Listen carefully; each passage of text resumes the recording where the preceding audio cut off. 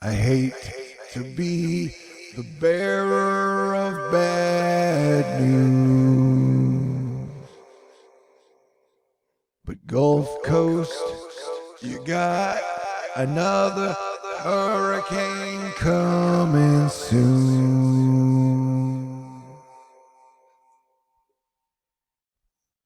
All right. Now we are tracking the very latest GFS, and it shows a hurricane coming into Florida, Mississippi, Alabama, Florida, Georgia, Tennessee, Kentucky, South Carolina, North Carolina, about the 5th and 6th of September.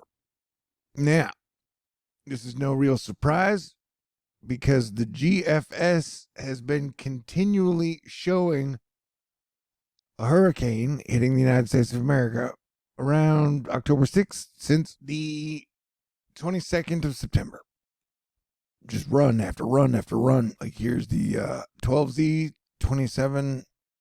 Here's the 18Z on the 27th. Here is the 18Z on the 28th. And then here's one of the ones that concerned me yesterday. As I super duper harped and tried to pound into people's heads, the rain bands were freaking me out. We're going to cause major devastation and flooding all across multiple states. I'm not saying that's what's going to happen with this, but if anything like this were to verify, would have another rain band shield and do more damage on top of damage in one of the worst storms we've seen, I guess, since 2017. All right. The devastation in North Carolina is super major mega catastrophic. Unrelated, here is Comet C 2023 A3 Suchinshan Atlas, and it will reach maximum visibility on the 6th of October.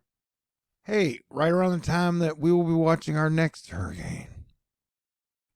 We had asteroid 2024 Super Valiant, just barely misses by lunar distance today.